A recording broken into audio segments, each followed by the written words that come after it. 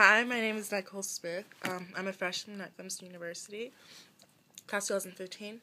I'm a double major in business management and German. And the new student dialogue which I attended was Crossing Borders, the Stigmas of Interracial Dating.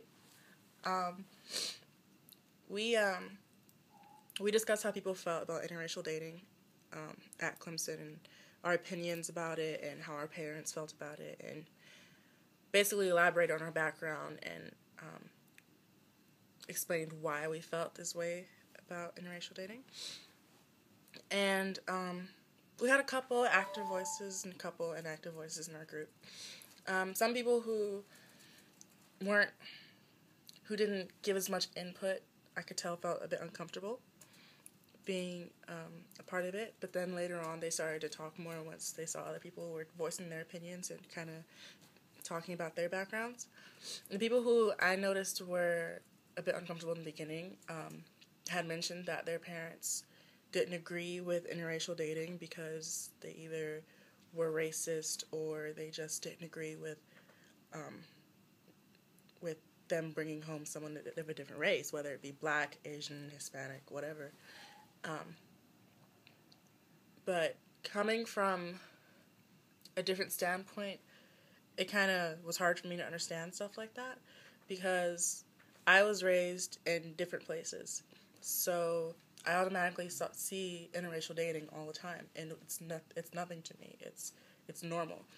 But I didn't really notice how much of a big thing it is and how controversial it could be before I came to Clemson University, because I noticed how segregated this campus is, and it kind of shocked me a bit at first because I'm not used to segregation like this. However, it did open my eyes to how a lot of people still are these days, and it's really sad, actually. But that's one of the things that we still have to work on in our country. I personally am for interracial dating. I've dated outside my race many times. I don't really see it as a big deal. My parents encouraged it ever since I was little. In fact, I have 3 siblings who are half white, and I'm not even full Black, so kind of interracial myself. My parents were and are very open to me dating outside of my race, and actually encouraged it my whole life. My first boyfriend was white, and my parents encouraged that. And then I remember my best friend, when I was little, was also Caucasian, and they kind of made plans for us to get married, but that didn't happen, obviously. But it's kind of a shocker going from that, living in Savannah, Georgia, to coming to Clemson and having it be such a big thing, and seeing people walk around who aren't of the same race and holding hands and being a couple, and having other people look at them in a certain way, like, huh, what are they doing? Not everyone here does that, but I can definitely tell look on some faces of disapproval. And then when some parents visit the campus, I can tell looks of disapproval then too. But I think that's a problem that we have to overcome and that they need to get over, because people tend to be oblivious of how other races are, and aren't really concerned about